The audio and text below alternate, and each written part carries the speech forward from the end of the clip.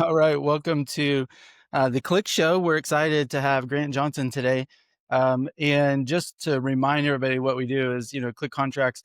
We're a software provider in real estate industry. Really cool process on how to make contracts a lot faster. AI native company, and all built and raised by real estate folks, real estate agents too. So we're from this industry. And the whole point of the Click Show is not to talk about click contracts. It is to add value to the industry. It's to, we get the opportunity to work with and partner with some of the top real estate professionals around the country.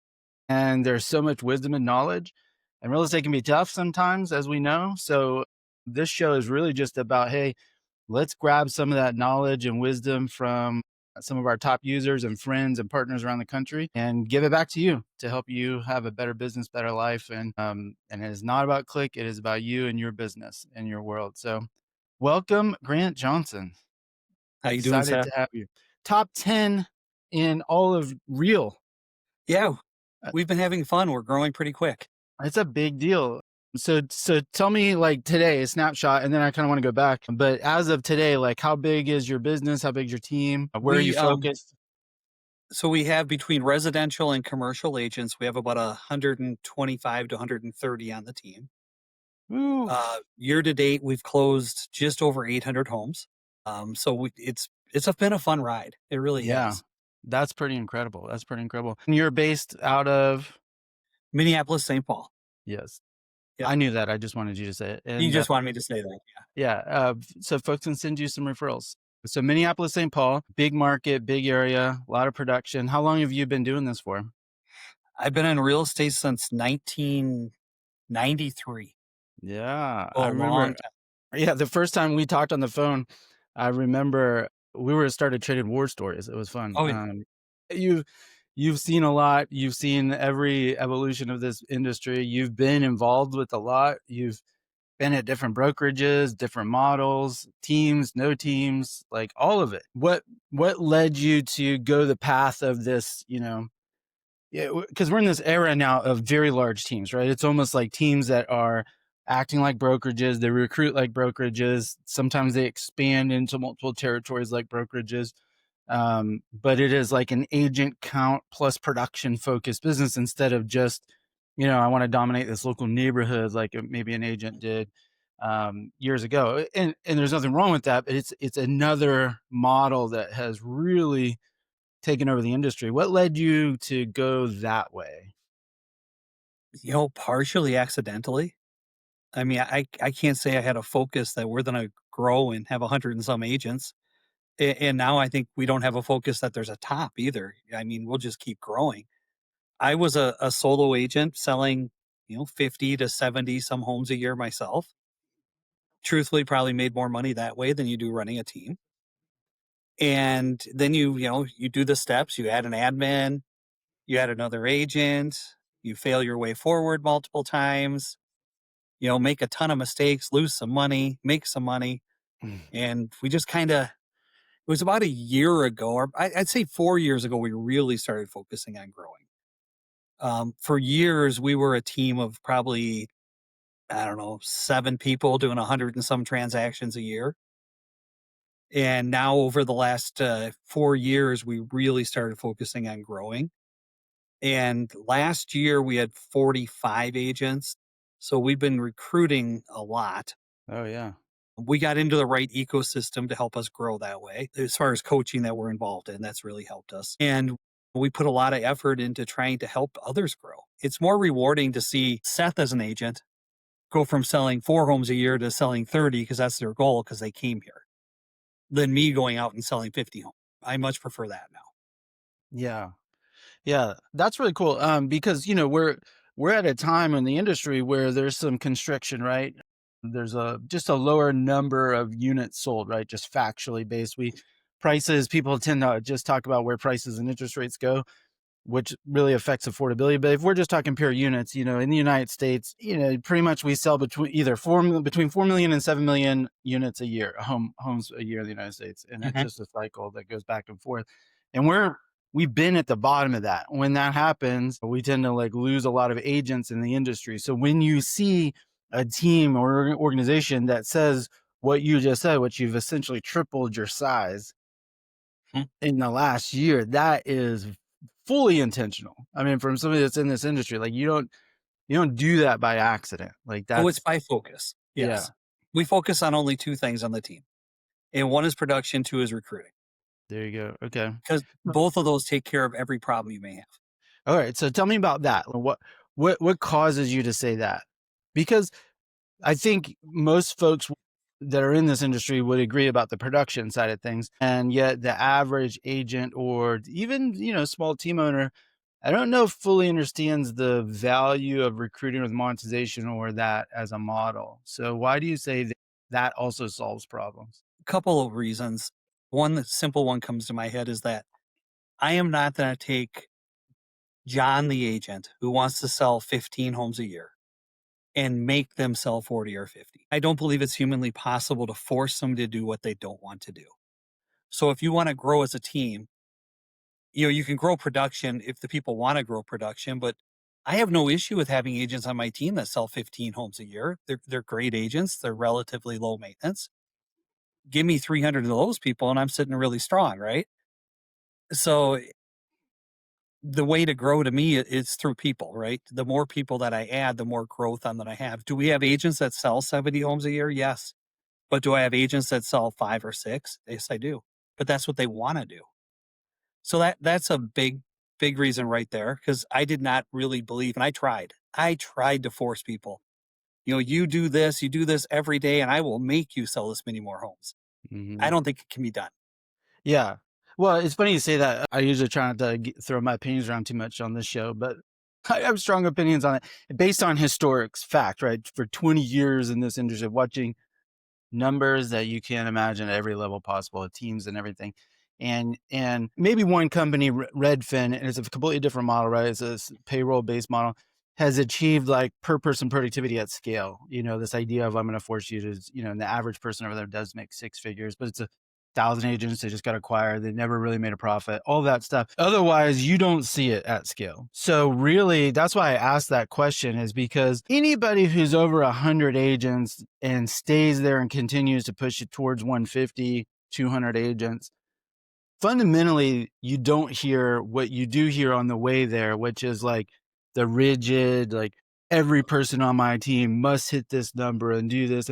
And by the way, there's no criticism at all. Like there's nothing wrong Eh, with that. People do that, highly successful. But what I think you're saying and I'm saying is like that doesn't necessarily scale to hundreds of agents. How about you meet them where they're at? Meet people where they're at. I mean, I have agents that are perfectly happy that have been here 10 years selling 12 homes a year. Yeah. And like I said, give me 2, 300 agents doing that. I got one heck of a team going. Yeah. And the cool thing is that you as the leader, you're happy with that because they're hitting their Yeah. goal. Yeah, I'm about helping Yeah. them. It's not about me. Yeah, it's It a also platform mentality. It's what larger brokerages is how they think also. we are a brokerage in the end, right? I mean, the teams have become the new brokerage. I don't think anybody can really argue a large team basically functions as a brokerage. And we do everything a broker does except for the E&O and the reviewing of files, Yeah, the basically. legal side of it, right? But Yep. value stack and services wise, you provide it. And also as a team leader, when you talk about recruiting, what is the value of one agent? What is the average agent on a team? 2.5, 3 years, I think is the average tenure for an agent on a team. Mhm. Well, a commission is worth, say in our market, $10,000 the average commission. And even if you're on a 50-50 split, you get 5 grand, the agent gets 5 grand. So the more agents I bring, what's that one agent worth to me over the lifetime of 3 years by being on this team compared to trying to push this agent to do more units? It just seems the math. What's the old saying? The maths. Yeah, Well, the you know, maths on that one. Yeah, it's it's really cool to talk to somebody that understands this particular model or is running at the level you are, because I think people need to hear it. There's so many misconceptions on it, and it's cool to hear you as a leader and how you've embraced that and why that model works for you, right? It's a different model, and it works for people, and it's cool for people to hear that. The In what you're talking about there is like I've heard some of the smartest people equate this to like sports, right? a sports team. And because there's a similar cycle of a couple of years, right? Star players, Yep. me 10 years is rare, right? 5 years, 6 years, 2 years, 3 years, 4 years on a team on a contract. So they're always recruiting new talent, always, always. And Yep. why would we not do that in a business that has the same type of, tenure to it? You just, we follow KFR. I mean, Okay, we are what's that? coached by Shep Black, Yeah. Okay. you So know. talk about John Cheplack, right? Because Yeah. he's the first. I remember like being on stage and pushing like recruiting as a team model that was going to take over, and coaches like, oh man, they blasted me hardcore, and I don't even coach sometimes, and they would, Cheplack was the first person in the coaching world to come out and speak to agents about recruiting and magazines and treat it like a business, and it was so refreshing. I think he got blasted for a little while too, and now he's like, Jet Black's the man, and he He's is. gotta be what, the most popular coach in America right now, almost, at least for teams. I think so. And Yeah. don't get me wrong, I pay John a lot of money to coach us, and I'm one of his coaches now too, but we talk about the same thing every week. It's the back to the basics, it's the simple, and it's all about recruiting. We talk a lot about recruiting. So on our team, we do have 3 recruiters. So it's myself and 3 recruiters that are actually out there talking to agents, showing the value of being with us, and it's just changed everything we do. That's why I say we focus on production, units, volume, whatever you wanna focus on, and we focus on recruiting. That's it. That's our team in a Yeah. nutshell. It's so simple. You like the most successful people break it down into such a clear focus. So let's dive in a little bit into the practicality of it, because you did throw out like one sentence there. I think that folks who want to dismiss this model, and remember, like I'm not taking sides on a model. I know this one very well, and it works, and it works well for a lot of people. And there's a reason why it's growing so fast in the industry. There's a reason why you see the top agents. There's a reason why John's the top coach on this particular model. So maybe I am taking sides. I don't know. But you threw out a sentence out there that the naysayers love to jump on, and that has to do with like the profitability. Like, oh, I probably made more money selling 50 homes. However, that's not the full necessary story to it, because time and money are both involved in Yep. that matrix. But so I do want to cover that. I want to address that as comfortable as you are. But I want to talk about how do you, or why go this way at all? Why would somebody want to? So say I'm at a team of like, because teams that are trying to grow tend to like level out around 20, 25 agents unless they get intentional. They just 15 to 25, 15 to 25. And they say they want to get to 50, but they don't get to 50. The only way you get to 50 is if you swear you're going to get to 100, right? Um, and then you're all in and you're going for 200. So it's, first, why? Why would I go that way? If I'm at 15, 10, 15, 20 agents, why go to 150? I don't think you have to, first of all. I think it's a personal choice. And I'll be honest, what we've done is not for the faint of heart. I mean, it's been work. It's been a struggle. I can't tell you it's all rainbow and roses. I mean, because it hasn't been. We spent a couple of years losing money doing it. Now we are profitable. For me personally, has a lot to do with ancillary services.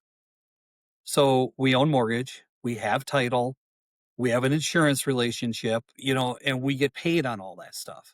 So if you look at the brokerage model, the brokerage that we came from before we went to EXP and then to Real was a traditional brick and mortar brokerage, right? They ran on like a 2 or 3% net profit, but they made a ton of money in mortgage and title. You and I both know in real estate right now, the agents want more and more of higher split all the time, right? And so your margins are bound, they're going to compress that way. So you have to go into other services. I said we're a brokerage. In the end, the team is, in my opinion, the new brokerage. And to be really successful and have a huge bottom line, you have to have the ancillary services. So for me, it's really about, do I love real estate? It's a business. Do I want to go sell another home? I still sell 10 to 15 homes a year, but would I rather build a business? I don't care if I'm building a hamburger restaurant or a real estate business. I'd rather do business than just talk about real estate. How would you define the difference between a business and a real estate team? I think it has to do with how you treat yourself as a leader. I act more as a CEO nowadays as far as casting vision, looking at P&Ls, looking at other opportunities. I think a lot of real estate teams, and there's nothing wrong with this, the team leader's so heavy into production, they don't really have time to look at truly what their bottom line is, truly what they're doing. And I would argue a lot of small teams, if they truly look at their bottom line and they pull out the team leader's production, they're probably not making a penny. They might be losing money. And I have a really good friend that's a real estate coach and a great one. And he preaches small teams, right? It's just a different approach. The way he preaches it, though, is a small team that is profitable the way he does it. But it's just what animal do you want to choose and which Yeah. path do you want to go down?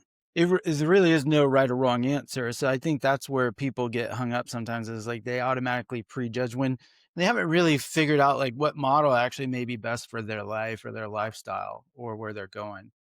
Yeah. So for you, for Grant Johnson, if you did like the Abe Lincoln, is that what it is? Eisenhower matrix, Yeah. the pluses and Some the ways. minus. The plus and the minus is on going to 150, 200 agents with ancillaries like this business. Mhm. Like for you personally, what's in the plus and minus category for that? Well, the pluses are that we probably actually have a saleable asset in the future Okay, that's a because big we're one. building a true business, right? I don't know what the multiplier is, but I've heard different numbers thrown around. Well, by the way, like just to be clear, clarify on that. When you go to sell a business, like we're going to talk about the multiplier tends to be what's called EBITDA. I won't go into all that, but your earnings before interest, depreciation, taxes, and appreciation, and your profit Yep. is close to that measure. Times a number, like times 3, times 5, times 1, times 2. In a business where, like you just said earlier, the team owner is the most of the production, like when they factor that, they pull the new buyer says like, well, that person's not going to be here anymore. So let me pull all their numbers out. Then what's left is what you calculate. And there's almost never anything there. So Correct. those tend to not be a sellable asset. There's nothing really to sell. You can And sell that your database. multiplier changes too when you have ancillary services, right? Yes. Yeah. Because those businesses are valued differently. Right. Yeah. Yeah. So so the big plus for us, I think there's an end game in the Hmm. future. I don't know when that is. I don't have a number in mind. I have nothing like that. But there is an end game that you'll get to. We all want to be done someday, right? I mean, I don't Yeah. think I want to work forever. Maybe I do. Well, so you have a strong case if somebody comes along that wants to buy the whole package and say like, yeah, when I'm out, that's like 10 units gone. Yeah. I only sell 10, so Right. 10 And out by of it. then maybe it's zero. Yeah, yeah, right. Yeah. So then Who it's like, knows? it's a real Um, business. Yeah. and so my brain functions more about business than it does about real estate sales. It just happens to be our business is real estate sales, right? So, I know Kirby, and Kirby's got his real estate team. He's got Click. Those are two different businesses. Yeah. They have Kirby's different founder of Click Contracts. yeah. And I just wanted to create an end goal. That was my whole thing. I knew if I was going to be an agent, I could make a great living selling 50 homes a year, right? A really good living. But what was my end goal? And everybody has a different one. I know a lot of agents that are buying a ton of properties. That's their end goal. I tried that. That wasn't for me. I'm better at building a business. Let me Yeah. build something that someday we can sell, we'll make some money and be done. Again, I don't know when that'll be. Okay. What kind of goals do you have? Like, do you have goals in place as far as like how big the team gets, how many ancillaries you do? Do you have geographic goals or is it kind of stay in? I don't believe there has to be an end goal. Have we set goals for next year? Yes, we've set our growth goals for next year, which we're now adjusting because we're a Zillow Flex team or Zillow Preferred now. They changed the name. We were just approved for 2 expansion markets. So we will be expanding to other markets outside of Minnesota. You're the first person I've told All that besides a right. couple of people on the team. Breaking news. Do you want to say where they are? Or are you allowed to say that? Yeah, no, Madison and Milwaukee All in right. Wisconsin, which, Big what's that? markets. Yeah, 4 or 5 hours from the Twin Cities, Minneapolis, Yeah. St. Paul. So we will be expanding there in the next probably 90 days. So what is the Congratulations. Thank you. It's kind of fun. This is the stuff I get off on. I like the business part. By the way, do you think Zillow goes and offers that deal to a smaller company? Like, I'm just saying, just throwing that out there. I think they wouldn't offer it to somebody who hasn't proven themselves before. Yeah. And we've proven ourselves that we know how to convert Zillow leads at a high level and that type of stuff. So what is the end goal? I don't know. There's teams that have gone across the nation. I'm not saying that's what we're going to do, but we're going to do whatever just comes naturally along the way. What what does when you're recruiting like this and you're bringing people on and you talked about helping people hit their goals and their production, that's a whole system and a whole machine. You had 3 recruiters. How about, like, once somebody's on the team? Like, how do you lead them? What kind of structures do you have in place? Yep. How do you help people in production? We have full staff. We run really lean compared to a lot of teams, but we have a full-time sales manager. We have an assistant sales manager. I hate the term manager, but technically what they are. We have, operations, we have marketing in-house, we have listing coordinators. But for a team of 120 something, we outsource our transaction coordinating right now. But with that, we're sitting at 8 employees. Wow. So we do run really lean on staff, but we're very, very focused on systems.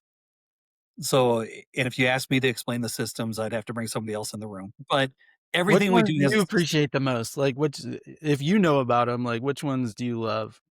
I love our training system, which we've copied for some people, is that, we do a hello week, which Spring does one, in Utah, and we kinda copied part of hers. But if you come on our team, you have to graduate hello week, which is 5 days.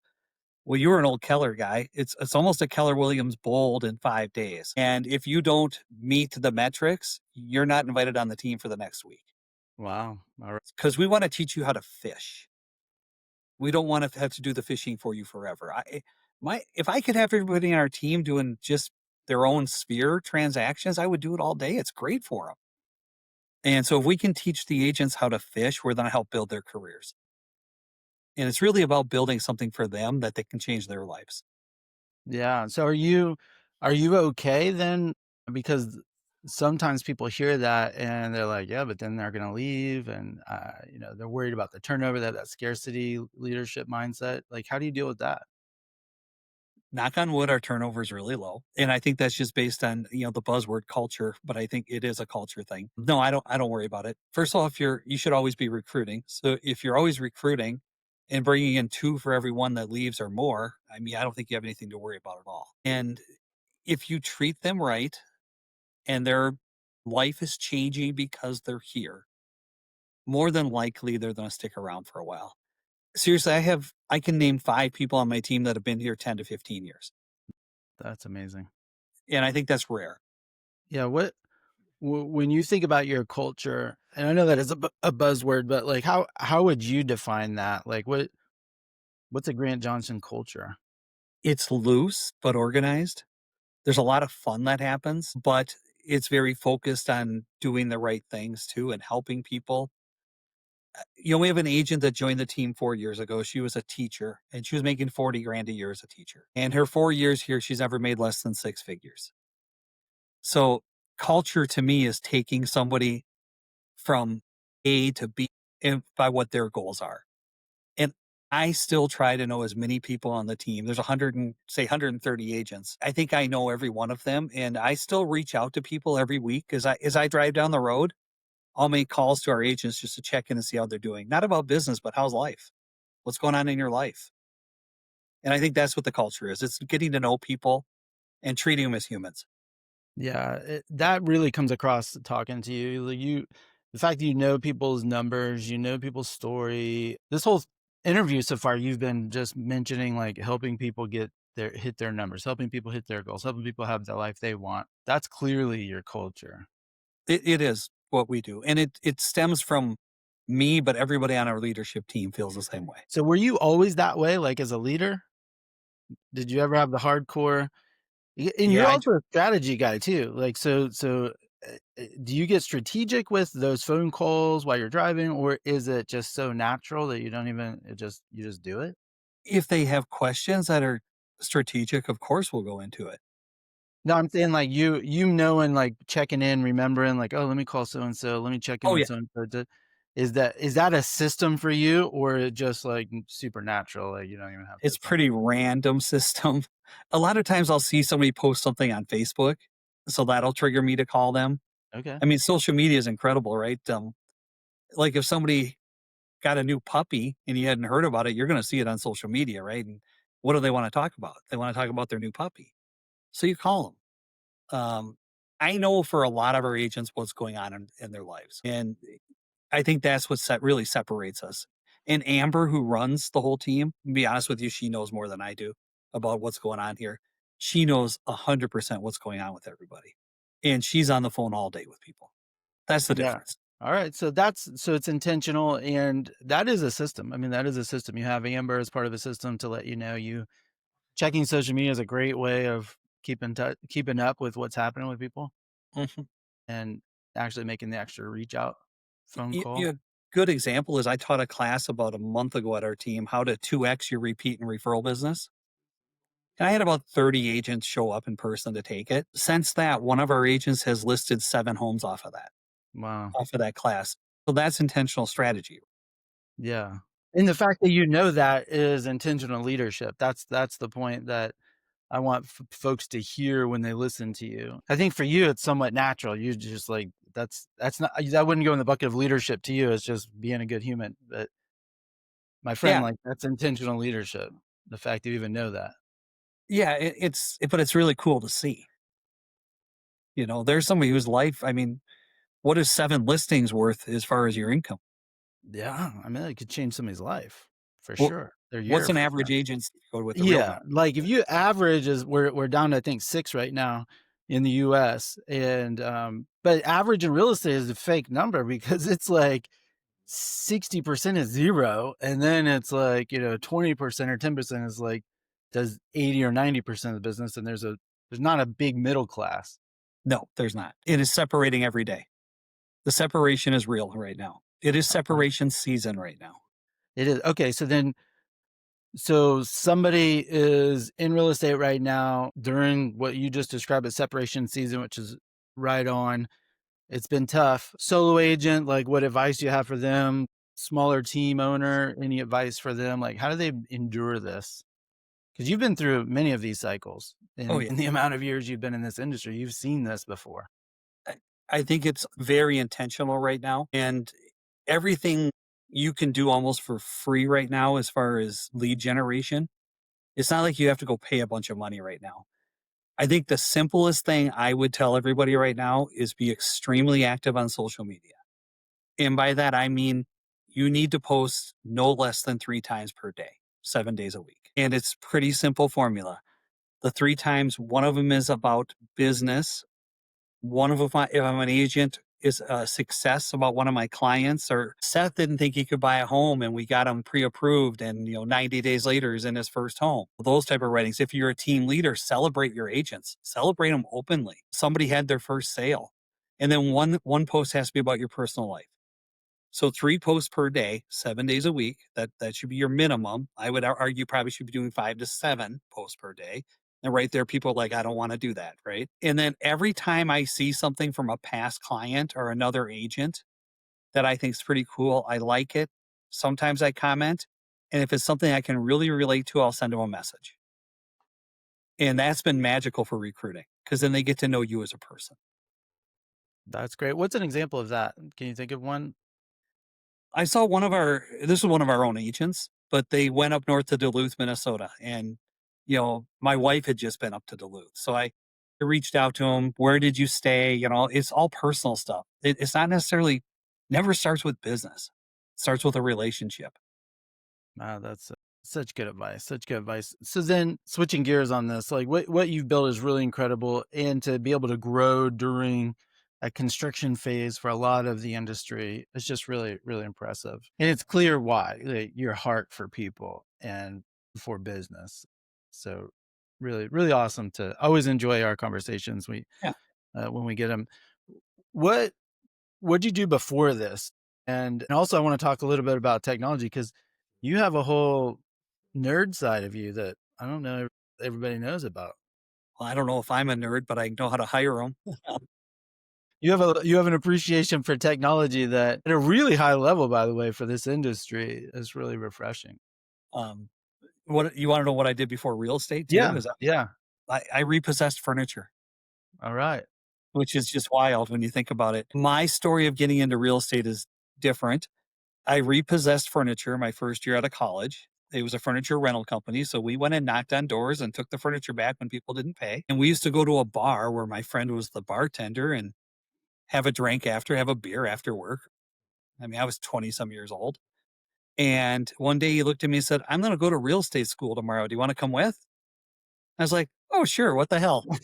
Um, he picks me up in a Volkswagen where the doors didn't shut. We had to hold them Oh, shut as man. we drove down the road, and I ended up in real estate.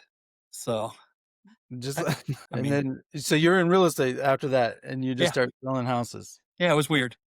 Our Alright. first 6 months, my friend and I were the top agents on the brokerage we went to. And we became the top agents because some really good agents there told us this is my advice: go through my garbage can every night, pull the people out that I crumpled up because I didn't want to talk to them. There'll be some good leads. So every Yeah. night we went through their garbage can, Oh pulled my those god. out, and called the people. That is And so we incredible. thought we were really hot shit. We were really good. So then we That transferred brokerages to a different brokerage. The next 6 months, we didn't make a penny. So this business will humble you very quickly. And that's what'd how you I got do into then? real estate. Yeah, what that's incredible. Crumpled up leads. Yeah. Old school. Go through the Old garbage. school. Go through the garbage. Alright, how did you navigate when you were smaller before you had, the full machine built? Because although the businesses run thinner profit percentages typically, they can withstand some hits, right? Yeah. Because you're more flexible. But when you were smaller or solo, like, and went through some of the tougher patches like that, like 6 months not making a penny, like, how did you endure? Like, how did you reset, overcome? Did something new happen? Was it a doubling down on something old? Like, what better get coaching, go to a class? Like, what'd you do to like, "Okay, I'm back." I'd like to say I'm not smart enough to know that I should fail. Have I done the right steps? Have I been broke? Hell yeah. I think if you're in this industry, you've been around long enough, you've had no money at times, right? Mhm. I've been there. I Oh, mean, yeah. Negative, big numbers.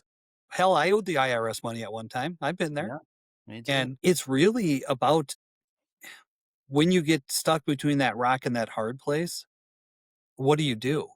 Are you going to do the activities? Or are you going to crawl up into a corner and sit around? And I think if you get hit hard enough and hit over the head enough, you're either going to do the activities or not. And I learned to do them.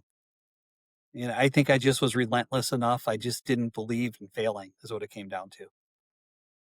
It's I don't know, like, it's the same answer. Like, anybody that's successful in this business or almost any business, like, says what you just said, and yet we still struggle with that. Like, why do you think that is? It's like there's something I've struggled with that before too. I don't know if you have, but um, I think it's where you just like keep doing the activities and yet they're just still not working like they Okay. used to. Because right, it does sometimes, it's like planting seeds. You haven't planted seeds for a long time. You're not gonna see anything for a little bit all the time.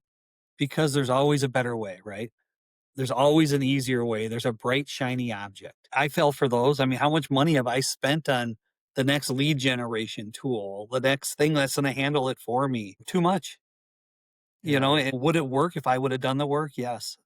What I learned, Sheplak says this all the time: work works. And old school working is what truly works. And I like to say if an agent really worked 4 hours a day, they'd probably be one of the most successful agents of the market because most of them don't. Yeah, I mean, that's it. I mean, people need to replay that clip. Because it will you'll always trace it back to that. It's like, okay, how many people how many conversations did you have? At the end of the day, like, it's how many conversations do we have? How many people do we follow up with? Like, it's just gonna be that. I wrote a post this morning and I haven't posted it yet, but everybody would love to have 10 to 20 conversations a day, right? That is truly the magic number. But if you can't do 20 or 10, do five. If you can't do 5, do 2. Just start and start somewhere. Yeah. And if you study successful people, like what you just said is it, in the consistency of that, Yeah, right? every day. Yeah, every day. So like 5 a day will net you more money than 35 on Saturday, which averages Correct. out to 5 a day. It would be like, work out 30 minutes a day or just work out 1 day a week, but for like 5 hours. Like your body's gonna look different. If you were to call, text, whatever you're doing, 2 hours a day, how long does it take to have 20 conversations realistically? 2, 2.5 hours? Yeah.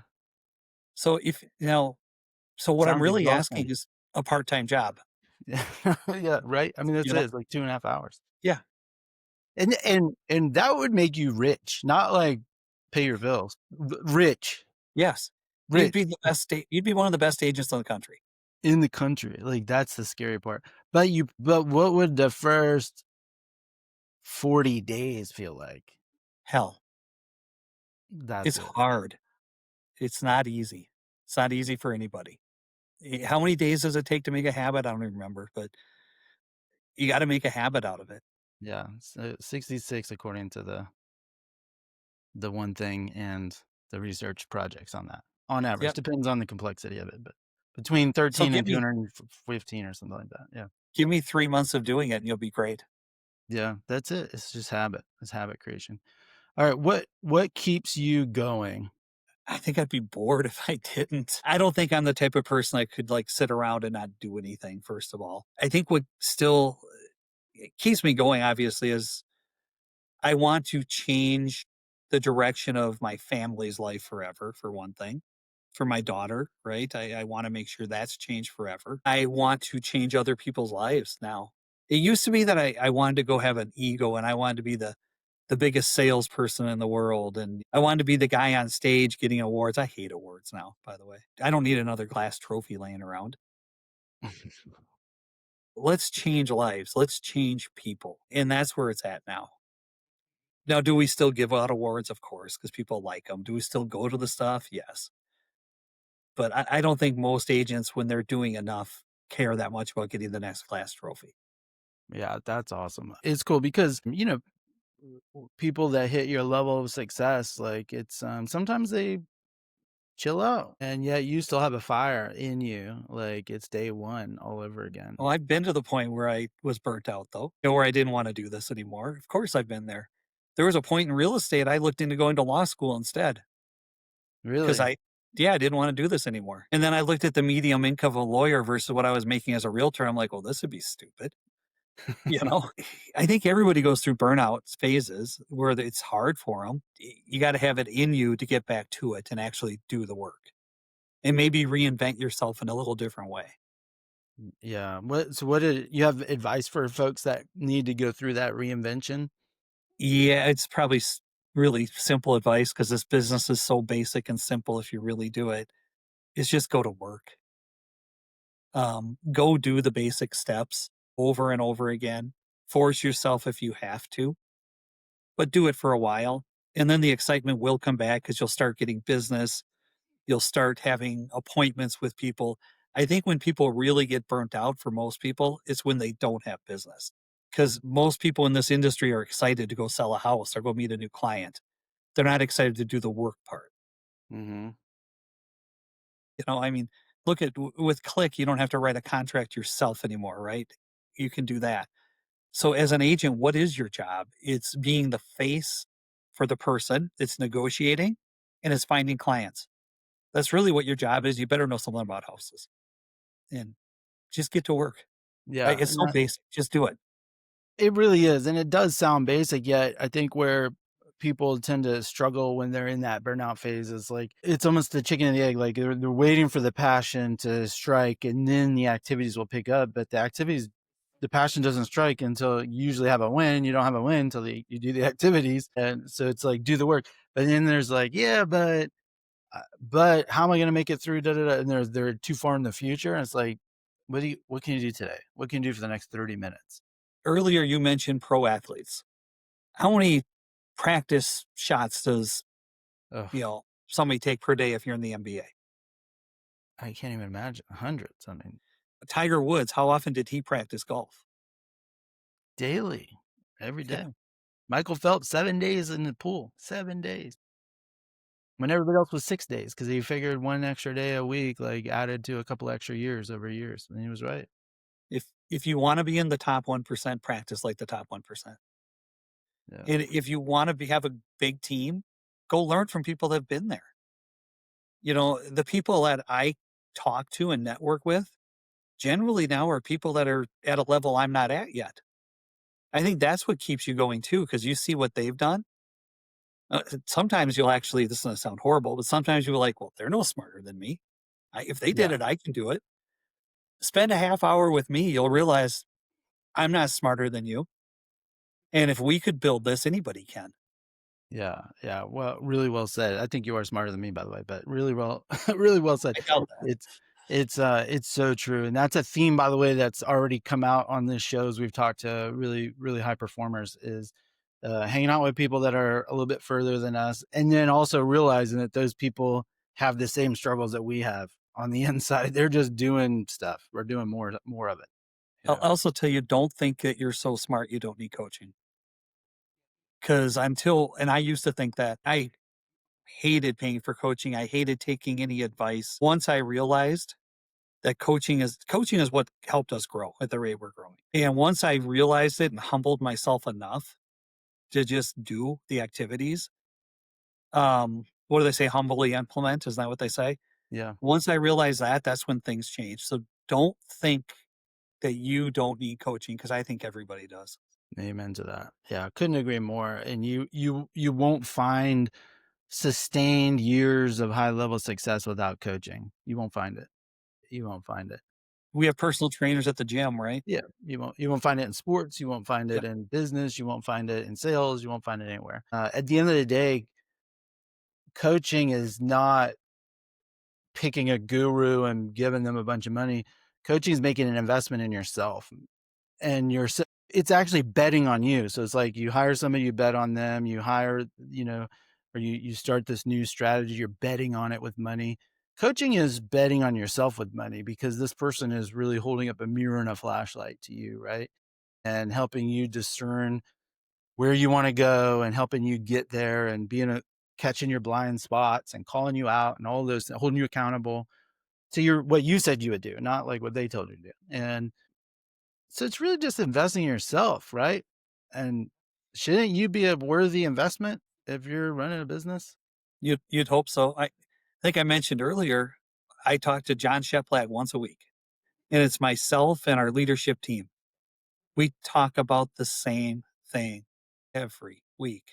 And our coaching calls are 20 minutes. By the way, you can get everything done in a 20-minute coaching call if you are focused. Heck yeah. Heck yeah.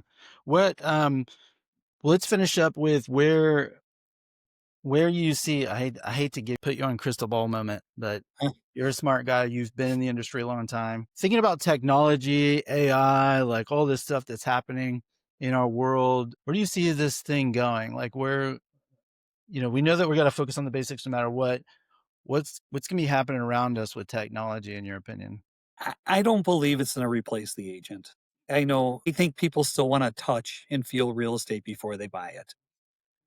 But I think what's going to happen with real estate and mortgages, because mortgage is big AI, right? I think it is going to basically the realtor, the loan officer, they are going to be the salesperson. They're just out there to find the business now and then have knowledge. AI can do so much of it. Like it used to be on the MLS, all the houses were hidden in the MLS and we set people on a search, right? Now everybody goes to Zillow or realtor.com or whatever to find their houses. I mean, you could argue that the MLS searches could be obsolete. I think AI is going to make it easier in a lot of ways for agents, but the ones that are going to be successful are the ones that are still out there doing the activities and finding the business.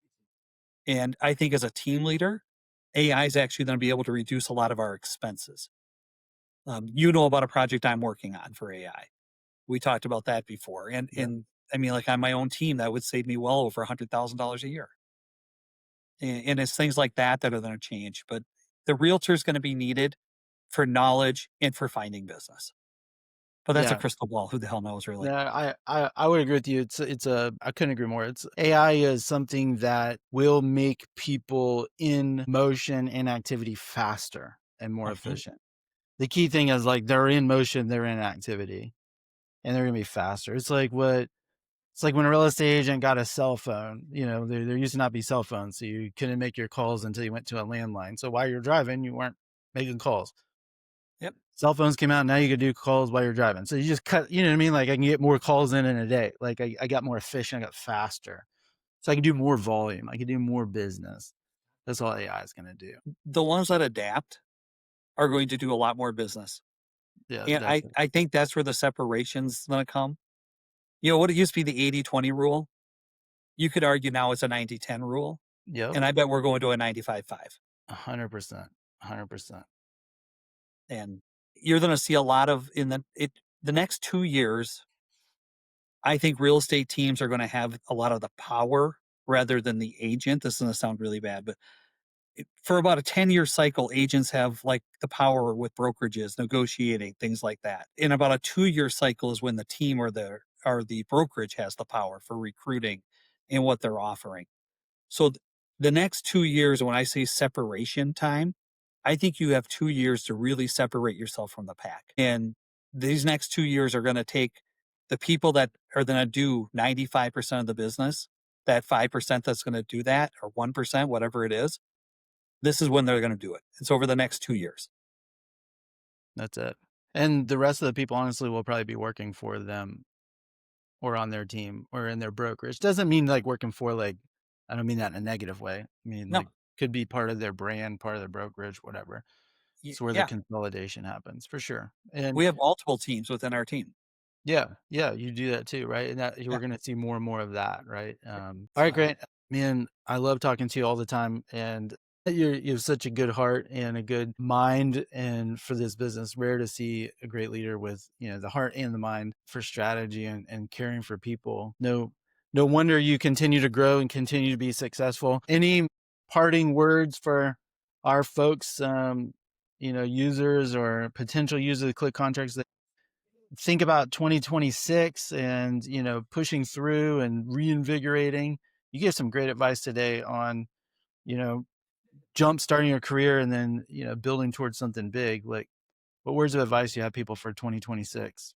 6, I believe, might be harder than 2025. And I think what you're going to see is people that do the work again are going to separate themselves. And rather than giving great advice, I'll tell you what, I'll offer up to anybody that wants to reach out to me. I will hop on a Zoom with them and give them free coaching and do whatever I can to help them grow.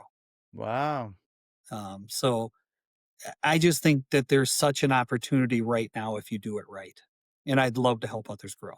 that's a big deal. So Grant Johnson offering a free coaching call. And you are a coach I with am. John Cheplack's organization, the number one coaching organization I'd say in real estate right now, the hottest one to get into, and you just said you do a free coaching call I on would video. 100%. All right, that's a huge offer. We appreciate you doing that. Thank you so much for that. So, folks, take advantage of that. Anytime you get a chance to get some wisdom from a real coach who walks and talks and does it and has been through all of it and is clearly very authentic, shares his failures too. There's going to be a lot to get from that call. So, people And I failed a lot, trust me. yeah, yeah, we love it.